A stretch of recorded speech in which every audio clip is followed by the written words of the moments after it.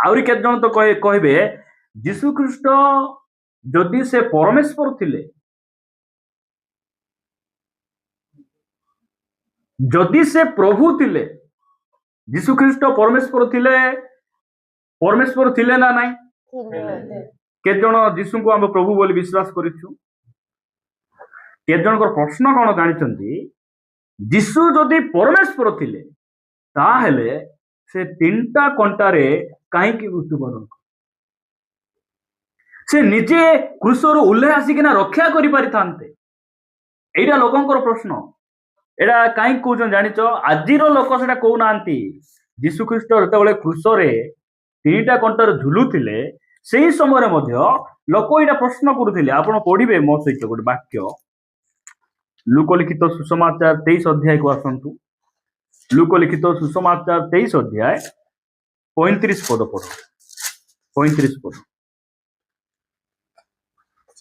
पुणी लोक माने ठिया होई देखुथिले लोक माने ठिया होई देखुथिले आउ अध्यक्ष माने मध्य ताहांकु विद्रूप करी कहिबाकू लागिले जेते बेले यीशु ख्रीष्टंकु क्रूसरे चढ़ा जाइछि से रक्ताक्त अवस्था रे अछंती मुंडरे कंटार मुकुट पिंदिचंती आउ दुईटा हाथ रे दुईटा कंटा बाजिची गोड़रे मध्य कंटा बाजिची ते क्रूसरे झुलुचंती एही परि समय रे अध्यक्ष माने बोले बड़ बड़ लोक माने विद्रूप करी कमेंट मारी टिकल मारी से मारे कहिबाकू लागिले कोन बोली कहिबाकू लागिले से अन्य मानकु रक्षा कला से अन्य मानकु रक्षा कला 4 दिन रो मोड़ा को उठाइला 38 वर्ष रोगी को सुस्थता देला चक्षु नथिबा लोक चक्षु देला कथा कहि पारु नथिबा लोक मानकु से कहिबार शक्ति देला सुनी पारुनथिबा लोक मानकु सुनिबार शक्ति देला अन्य मानकु से रक्षा कला से जदि ईश्वरंको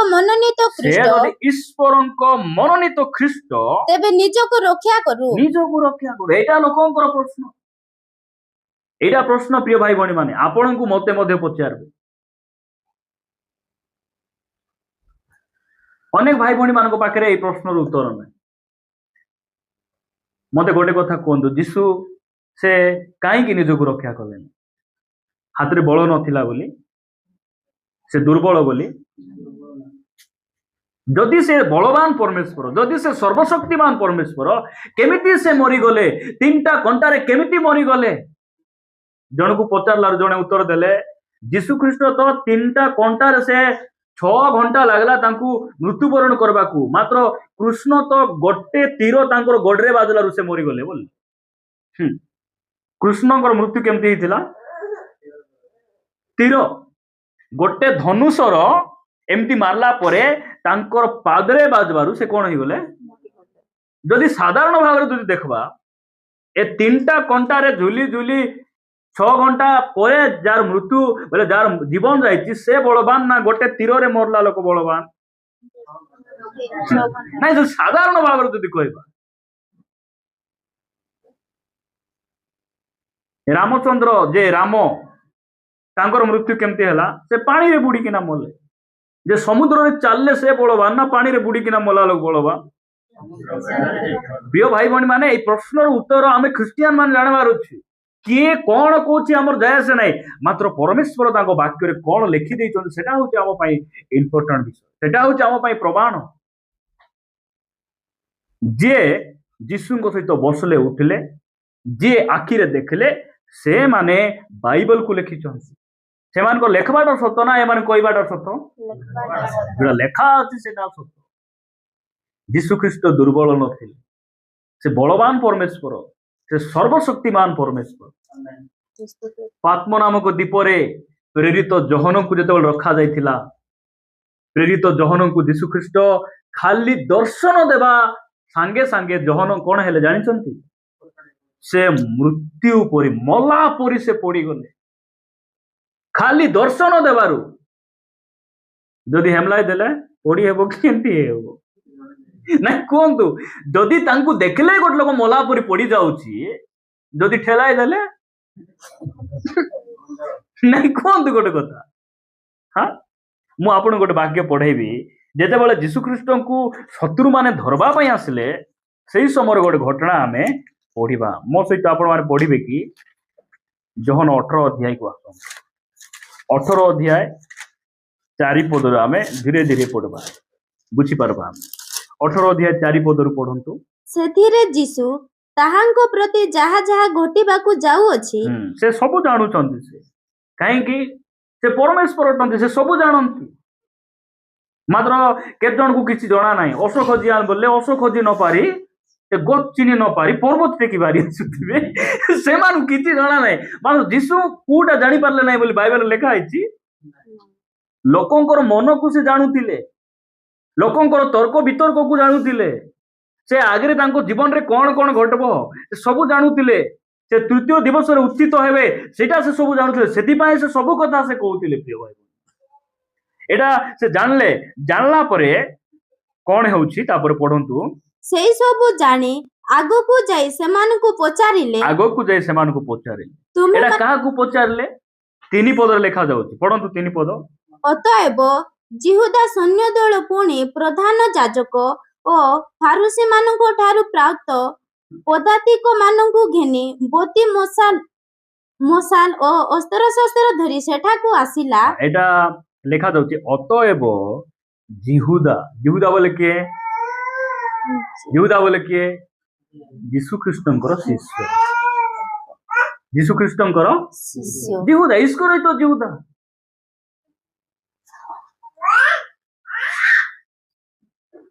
ଯେଉଁ ଯୀଶୁ ଖ୍ରୀଷ୍ଟ ତାଙ୍କର ପରିସ୍ଥିତିକୁ ବଦଳାଇଛନ୍ତି, ଯେଉଁ ଯୀଶୁ ଖ୍ରୀଷ୍ଟ ପାପ କ୍ଷମା କରିଛନ୍ତି, ପରିତ୍ରାଣ ଦେଇଛନ୍ତି, ଯେଉଁ ଯୀଶୁ ଖ୍ରୀଷ୍ଟଙ୍କ ସହିତ ଏ ବ୍ୟକ୍ତି ବସିଛି, ଉଠିଛି, ଆଶ୍ଚର୍ଯ୍ୟ କର୍ମ ଦେଖିଛି, ସବୁ ଦେଖିଛି, ଏ ବ୍ୟକ୍ତି କଣ କରୁଛି? ଯୀଶୁଙ୍କୁ ଧରାଇବା ପାଇଁ ସୈନ୍ୟ ଦଳ ସହିତ ହାତରେ ମଶାଲ ବୋଲେ ନିଆଁ ଲଗାଇ, ରାତ୍ରିରେ ଆଗରେ ଲାଇଟ ନଥିଲା, ମଶାଲ ଲଗାଇକିନା ଯେମିତି ଆମେ ନାଟ ଦେଖିଲା ବେଳେ ପୁରା ଟାୟାର ଲଗାଇ ଯାଉଥିଲୁ କି ନାଇଁ, ପୁରା ଜିନ୍ଦେଗି ଭର ନେଇକି ବାହାରିଲାରେ ଜିତୁ ବୀର ମୁଇଁ ଆଗରେ ଅଛି, ପତ୍ରେ ସମସ୍ତେ ଆସ, କିଛି ଅସୁବିଧା ନାହିଁ, ମୁଇଁ ରାସ୍ତା ଦେଖିଛି ବୋଲିକିନା ନେଇକି ଆମେ କେମିତି କଢାଇ ନେଉଥିଲୁ। ଏ ଜିହୁଦା ମଧ୍ୟ ମଶାଲ ଲଗାଇକିନା ଅସ୍ତ୍ର ଶସ୍ତ୍ର ଧରିକିନା କଣ କରୁଛି? ତାଙ୍କର ସୈନ୍ୟ ଦଳକୁ ସେ ନେଇକିନା ଆସୁଛି। ସେଇପରି ସମୟରେ ଯୀଶୁ କଣ କରୁଛନ୍ତି? ପଛକୁ ଯାଉଛନ୍ତି ନା ଆଗକୁ ଯାଉଛନ୍ତି? ଏଠି ଲେଖା ଯାଉଛି ସେଥିରେ ଯୀଶୁ ତାହାଙ୍କ ପ୍ରତି ଯାହା ଯାହା ଘଟିବାକୁ ଯାଉଅଛି 4 ପଦ, ସେଇ ସବୁ ଜାଣି ଆଗକୁ ଯାଇ ସେମାନଙ୍କୁ ପଚାରିଲେ ତୁମ୍ଭେ ମାନେ କାହାକୁ ଖୋଜୁଅଛ? କେତେ ଭୟଙ୍କର ପରମେଶ୍ୱର। ଏଇଟା ମୋକେ ଧରବାକ ସେ ଆସିଲେ ମୋକେ ଆଜି ଛାରକାର କରିଦେବେ ବୋଲି ଲୁଚିଲେ କି? ପଛକୁ ଗଲେ କି? ସେମାନେ କିଛି ନ କହୁ ସେ ଆଗକୁ ଯାଇ ପଚାରୁଛନ୍ତି ତୁମେ କାହାକୁ ଖୋଜୁଅଛ? କାହାକୁ ଖୋଜୁଛନ୍ତି ଜାଣିଥିଲେ କି ନାଇଁ? ଜାଣିଛନ୍ତି। ସେ ପଚାରୁଛନ୍ତି ତୁମେ କାହାକୁ ଖୋଜୁଅଛ? ତାପରେ ସେମାନେ 5 ପଦରେ କହୁଛନ୍ତି ସେମାନେ ତାହାଙ୍କୁ ଉତ୍ତର ଦେଲେ। ଯୀଶୁଙ୍କୁ ସେମାନେ କହିଲେ କଣ ବୋଲି କହିଲେ? ନାଜରିତୀୟ ଯୀଶୁଙ୍କୁ। ନାଜରିତୀୟ ଯୀଶୁଙ୍କୁ ବୋଲି କହିନାହାନ୍ତି, ନାଜରିତୀୟ ଯୀଶୁଙ୍କୁ ଅଛି କି? ଯୀଶୁଙ୍କୁ ବୋଲେ ଏଟା ଗୋଟେ ସମ୍ମାନୀୟ ଭାଷା, ସଭ୍ୟ ଭାଷା। ଏଇଟା ସେମିତି ସେମାନେ କହୁନାହାନ୍ତି। ନାଜରିତୀୟ ଯୀଶୁକୁ, ସେ କୋଉଠି ଅଛି? ତାକୁ ଆମେ ଖୋଜୁଛୁ, ଏଇ ପ୍ରକାର କଥା। ତାପରେ ସେ ସେମାନଙ୍କୁ କହିଲେ ମୁଁ ସେହି। ଧାଇଲେ କି ନାଇଁ? ଆମକୁ ଖୋଜବା ଆସୁଛୁ ବୋଲେ କୁପଲି ଚେକି ଦେଇଥିବୁ ନାଇଁ? କେତେ ଜଣ ଥିବେ ଡରନା ଯାକ। ଜୀବନରେ ଭୁଲ ଥିଲା ଲୋକ ଲୁଚି ବୁଲି ହବ କି ନାଇଁ? ଯୀଶୁ ଲୁଚି ବୋଲଲେ କି? ଏ ବାଟେ ସେ ଗଲା ପରେ ଦେଖିଲି ଆଜ୍ଞା ବୋଲଲେ କି ନା କଣ କହିଲେ? ସେ କହିଲେ ମୁଇଁ ନାଜରିତୀୟ ଯୀଶୁ ବୋଲେ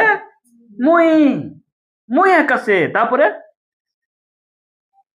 ଯେଉଁ ଜିହୁଦା ତାହାଙ୍କୁ ଶତ୍ରୁ ହସ୍ତରେ ସମର୍ପଣ କଲା, ସେ ମଧ୍ୟ ସେମାନଙ୍କ ସାଙ୍ଗରେ ଠିଆ ହୋଇଥିଲା। ଦେଖ ତ, ଯେତିକି ଆଶୀର୍ବାଦ ପାଇବାଟା, ଯେତିକି ଅନୁଗ୍ରହ ପାଇବାଟା ଯୀଶୁଙ୍କ ଠାରୁ ପାଇଛି, ମାତ୍ର ଯୀଶୁଙ୍କ ବିରୋଧରେ ଯିବାଟା ଛାଡବାଟା ନାହିଁ। ଶେଷ ଦିନ ମାନଙ୍କରେ ଖ୍ରୀଷ୍ଟିଆନ ଭାଇ ଭଉଣୀ ମାନେ ମଧ୍ୟ ଯେଉଁ ପ୍ରଭୁଙ୍କ ଦାସ ଦ୍ୱାରା ଆମେ ବାକ୍ୟ ଜାଣିଥିବୁ, ଯେଉଁ ପ୍ରଭୁଙ୍କ ଦାସ ଆମର ମୁଣ୍ଡରେ ହାତ ରଖିବାର ଭୂତ ଯାଇଥିବ, ଯେଉଁ ପ୍ରଭୁଙ୍କର ଦାସଙ୍କ ଶିକ୍ଷା ଦ୍ୱାରା ଆମେ ପାପ ଛାଡିଲୁ, ମନ୍ଦ ଛାଡିଲୁ, ଭଲ ରାସ୍ତାରେ ଆସିଲୁ, ସେଇ ପ୍ରଭୁଙ୍କ ଦାସ ମାନଙ୍କ ବିରୁଦ୍ଧରେ କଥାବାର୍ତ୍ତା। ଏମିତି ଲୋକମାନେ ବି ଅଛନ୍ତି। ଆମର ଜୀବନରେ ସେମିତି ନ ହେଉ, ଆମେ ସେମିତି ହେବା ନାହିଁ, ନହେଲେ ଇସ୍କରିୟୋତ ଜିହୁଦା ପରି ପରିତ୍ରାଣ ପଳାଇବ, ଆମେ ବିନାଶ ଆଡକୁ ପଳାଇବା। ପ୍ରିୟ ଭାଇ ଭଉଣୀ, ପ୍ରଭୁଙ୍କର ଗୌରବ ହଉ। ତାପରେ 6 ପଦରେ କଣ ଲେଖା ଯାଉଛି? ଯୀଶୁ ଯେତେବେଳେ ସେମାନଙ୍କୁ କହିଲେ ଯୀଶୁ ଯେତେବେଳେ ସେମାନଙ୍କୁ କହିଲେ କଣ ବୋଲି କହିଲେ ମୁଁ ସେଇ ମୁଁ ସେହି ଏତିକି କହିଲେ ସେମାନଙ୍କୁ ମୁଁ ସେହି ସେତେବେଳେ ସେମାନେ ପଛକୁ ହଟି ଯାଇ ଭୂମିରେ ପଡିଗଲେ। ଦୁର୍ବଳ ଥିଲେ ଯୀଶୁ ଦୁର୍ବଳ ଥିଲେ କି ଯୀଶୁ ଯେତେବେଳେ କହିଲେ ମୁଁ ସେହି ବୋଲି ସେତିକି ବେଳେ ସେମାନେ ପଛକୁ ହଟି ଯାଇ ଭୂଇଁରେ ପଡି ଯାଉଛନ୍ତି। ଯଦି ହାତ ଉଠାଇଥାନ୍ତେ କାହାକୁ କାନରେ ଧରିଥାନ୍ତେ ହଁ ତୁମେ କିଏ ବୋଲି ଯଦି ଧମକ ଦେଇଥାନ୍ତେ କଣ ହେଇଥାନ୍ତା ପୁରୀ ସେ ଦୁର୍ବଳ ନଥିଲେ ସେ ବଳବାନ ପରମେଶ୍ୱର ଥିଲେ। ସେଥିପାଇଁ ପାତ୍ମ ନାମକ ଦ୍ୱୀପରେ ଯୀଶୁ ଦର୍ଶନ ଦେଇ କହିଲେ ଆମେ ଆରମ୍ଭ ଆଉ ଶେଷ ଆମେ ସର୍ବଶକ୍ତିମାନ ମୃତ ହେଲୁ ଆଉ ଦେଖ ଆମେ ଯୁଗେ ଯୁଗେ ଜୀବିତ। ପ୍ରଭୁଙ୍କର ଗୌରବ ହଉ ସେ ଦୁର୍ବଳ ନୁହନ୍ତି। ଆପଣ ମାନେ ଆଉ ଗୋଟେ ବାକ୍ୟ ପଢିବେ ଯୀଶୁ ଖ୍ରୀଷ୍ଟ କେମିତି ସେ ବୁଝାଉଛନ୍ତି ଆପଣ ଶିଷ୍ୟମାନଙ୍କୁ ଏଇଟାକୁ ଆମେ ଜାଣିବାର ଆବଶ୍ୟକ ରହିଛି। ଯୋହନ 10 ଅଧ୍ୟାୟ ଯୋହନ ଲିଖିତ 10 ଅଧ୍ୟାୟ ଯୋହନ ଲିଖିତ ସୁସମାଚାର 10 ଅଧ୍ୟାୟ ଆପଣ ପଢିବେ 17 ପଦରୁ ଧୀରେ ଧୀରେ ପଢନ୍ତୁ ପଢ। ମୁଁ ମୋର ପ୍ରାଣ ଦାନ କରିବାରୁ ପିତା ମତେ ପ୍ରେମ କରନ୍ତି। ଏ ବାପା ଏତେ ଡରି ଡରି ପଢିଲେ କେମିତି ସେ ବୁଝିପାରିବେ ନାହିଁ ହେଲା। ଲେଖା ଯାଉଛି ମୁଁ ମୋହର ପ୍ରାଣ ଦାନ କରିବାକୁ ପିତା ମତେ ପ୍ରେମ କରନ୍ତି।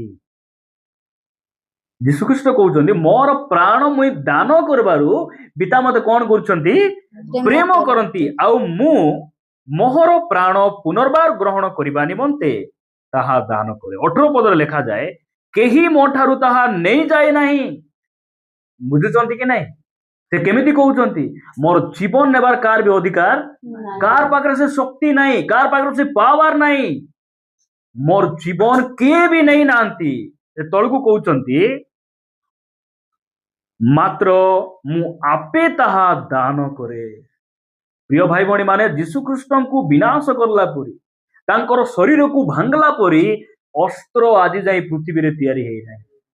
ତାଙ୍କୁ ମାରବା ଲୋକ ଆଜି ଯାଇ ପୃଥିବୀରେ କେ ତିଆରି ହେଇନାହାନ୍ତି। ସେ ନିଜେ ସମର୍ପିତ ହେଲେ। ସେଥିପାଇଁ ସେ କହୁଛନ୍ତି ମୋର ପ୍ରାଣକୁ ମୁଁ ନିଜେ ଦାନ କଲି। ମୋର ପ୍ରାଣ କେ ନେଇ ନାହାନ୍ତି।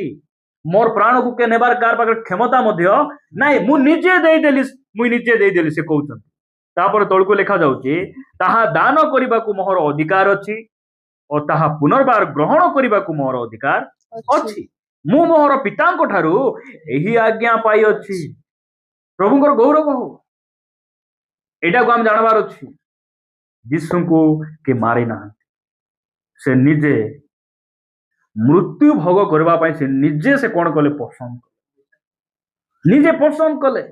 ଯେତେବେଳେ କୃଷ ତାଙ୍କ ପାଇଁ ଆଣିଥିବେ ନା ଯେତେବେଳେ ତାଙ୍କ ପାଇଁ କୃଷ ତିଆରି ହେଇଛି ଲୋକ କରୋନା ପ୍ରହାର କରୁଛନ୍ତି ସେ କୃଷକୁ କଣ କରିଥିବେ କୃଷକୁ ପୁରା ଆଲଙ୍ଗିନ କରି କୃଷକୁ ସେ ଚୁମ୍ବନ ଦେଇ ଏଥିପାଇଁ ତ ପ୍ରଭୁ ମୁଁ ଆସିଛି ଏଥିପାଇଁ ତ ପିତା ମୁଁ ଆସିଛି ଯେ କୃଷକୁ ସେ ଆଲଙ୍ଗିନ କରି ଖୁସିରେ ଆପଣଙ୍କୁ ମତେ ଉଦ୍ଧାର କରିବା ପାଇଁ ନିଜ ଜୀବନକୁ ସେ କଣ କଲେ ସମର୍ପଣ କଲେ।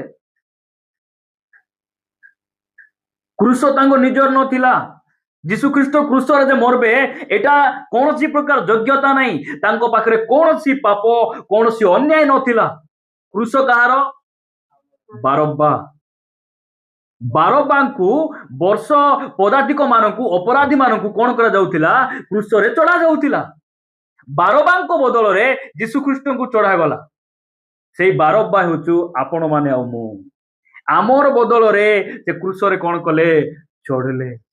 ଏହାର ଅର୍ଥ ନାହିଁ ଯେ ସେ ଭୁଲ କରିଥିଲେ ପାପ କରିଥିଲେ ଅନ୍ୟାୟ କରିଥିଲେ ଆଉ ବିନା କାରଣ ଲୋକଙ୍କୁ ଗୋଟେ କୃଷରେ ମାରିଦେବେ କି ବୋଲିକିନା ଲୋକଙ୍କର ଭାଷଣ। ଯୀଶୁଖ୍ରୀଷ୍ଟ ଯେତେବେଳେ ରୋମ ସରକାର ଥିଲା ଆଜିର ସରକାର କି ସରକାର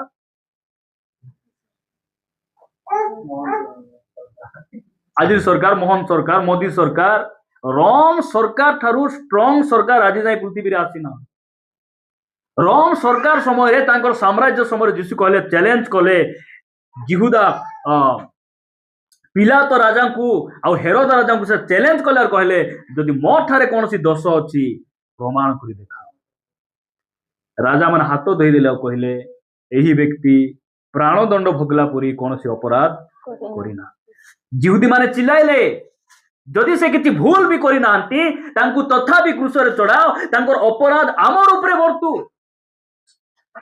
ଚିଲାଇଲା ପରେ ଯେଉଁମାନେ ପାଟି କରୁଛନ୍ତି ଏମାନଙ୍କର କଥାକୁ ଶୁଣି ନ ପାରି ତାଙ୍କୁ କ୍ରୁଶରେ ଚଢାଗଲା। ଚଢାଗଲା ପରେ ଇସ୍ରାଏଲ ଦେଶ ନଥିଲା, ଜାଣିଛନ୍ତି କି ନା? ଇସ୍ରାଏଲ ଦେଶ ଛିନ୍ନଛତ୍ର ହେଇଗଲା। 1900 ବର୍ଷ ଯାଏ ଇସ୍ରାଏଲ ଲୋକମାନେ ପୃଥିବୀର ଏଣେ ତେଣେ ଭ୍ରମଣ କଲେ। କାହିଁକି? ଯୀଶୁଖ୍ରୀଷ୍ଟଙ୍କର ମୃତ୍ୟୁର ଅପରାଧ ସେମାନଙ୍କ ଉପରେ ପଡିଲା। ତାଙ୍କଠାରେ ଆଜି ଯାଏ ପୃଥିବୀରେ କୌଣସି ବ୍ୟକ୍ତି ଆଜି ଯାଏ ତାଙ୍କର ଭୁଲ, ଅନ୍ୟାୟ, ଦୋଷ, ପାପକୁ ପ୍ରମାଣିତ କରି ପାରିନାହାନ୍ତି, କରିପାରିବେ ମଧ୍ୟ ନାହିଁ। କାରଣ ବାଇବଲ କହେ ତାଙ୍କଠାରେ ପାପର ଲେଶ ମଧ୍ୟ ନଥିଲା। ସେ ସିଦ୍ଧ ଆଉ ପବିତ୍ର, ସେ ସର୍ବଶକ୍ତିମାନ ପରମେଶ୍ୱର, ସେ ଆପଣଙ୍କୁ ଆଉ ମୋତେ ନିର୍ମାଣ କରିଥିବା ପ୍ରଭୁ ଅଟନ୍ତି। ପ୍ରଭୁଙ୍କର ଗୌରବ ହଉ। ଯୀଶୁଖ୍ରୀଷ୍ଟ ଦୁର୍ବଳ ବୋଲି ସେ ମାରି ଦେଇନାହାନ୍ତି, ଆପଣଙ୍କୁ ମୋତେ ଉଦ୍ଧାର କରିବା ପାଇଁ। ଯେପରି ଜଗତ ତାଙ୍କ ଦେଇ ଉଦ୍ଧାର ପାଇବ, ଯେପରି ଜଗତ ତାଙ୍କ ଦେଇ ପରିତ୍ରାଣ ପାଇବ, ଏଥିପାଇଁ ସେ କଣ ହେଲେ? ନିଜେ ସମର୍ପିତ ହେଲେ, କ୍ରୁଶକୁ ସେ ଆଲଙ୍ଗିନ କଲେ, ପ୍ରେମ କଲେ, ଆଉ ସେ ନିଜେ ମୃତ୍ୟୁବରଣ କରିବା ପାଇଁ ନିଜେ ସେ ପସନ୍ଦ କଲେ। କାରଣ ତାଙ୍କର ଆସିବାର ଉଦ୍ଦେଶ୍ୟ ହିଁ ସେଟା ଥିଲା।